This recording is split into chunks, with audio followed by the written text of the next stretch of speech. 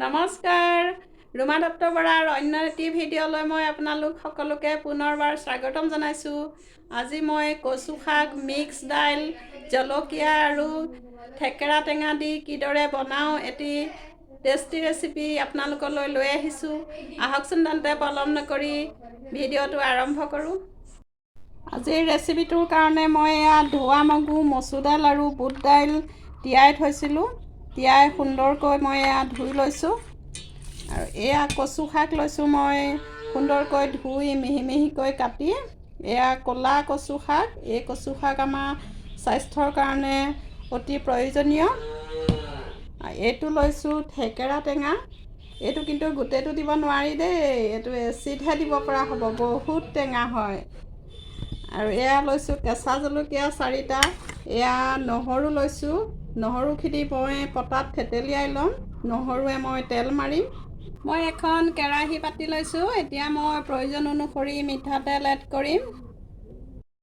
তেল মোৰ গৰম হৈছে আৰু এতিয়া মই নহৰু আৰু জলকীয়াখিনি এড কৰি দিছোঁ।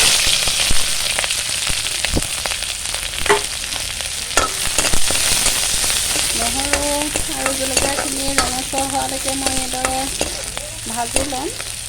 নহৰুখিনি ৰঙচুৱা হৈছে আৰু এতিয়া মই কচুখিনি এড কৰি দিছোঁ।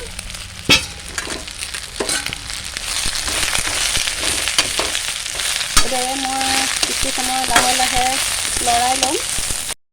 মই প্ৰয়োজন অনুসৰি নিমখ এড কৰিছোঁ। প্ৰয়োজন অনুসৰি মই হালধি এড কৰিছোঁ। হালধি আৰু নিমখখিনি মিক্স হোৱালৈকে এইদৰে মই লৰাই ল'ম। এতিয়া মই দাইলখিনি এড কৰি দিছোঁ। মিক্স দাইল, মগু, মচুৰ আৰু বুট দাইল। আলুখিনিও এড কৰিছোঁ।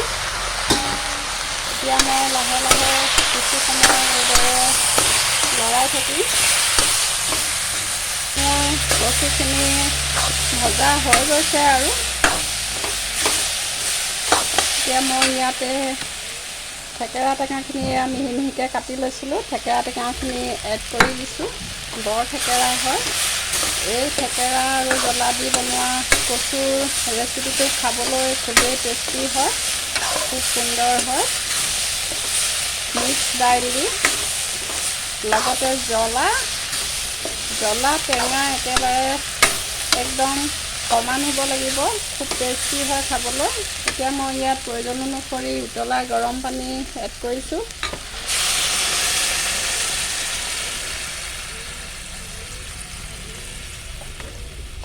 চব্জিখিনি ভালকৈ সিজালৈকে মই এতিয়া কিছু সময় ঢাকি দিম, 15 মিনিটমান।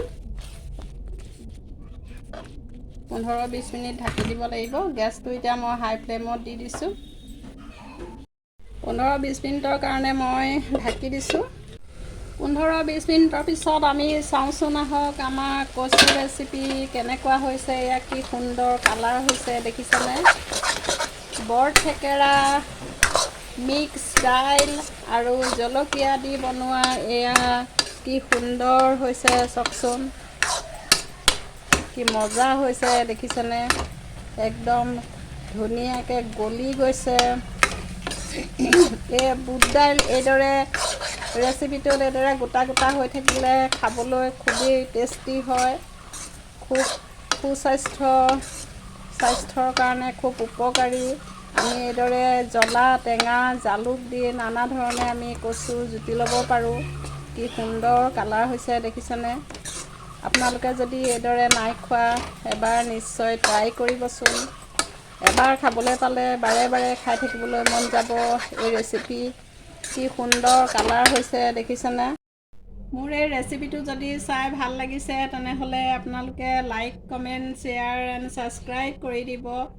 মোৰ চেনেলত যিসকল নতুন, প্লিজ মোৰ চেনেলটো ছাবস্ক্ৰাইব কৰি দিব আৰু কাষতে থকা বেলটো প্ৰেছ কৰি দিব, যাতে মোৰ আহিবলগীয়া ভিডিঅ' ন'টিফিকেশ্যনসমূহ আপোনালোকে লগে লগেই পায়।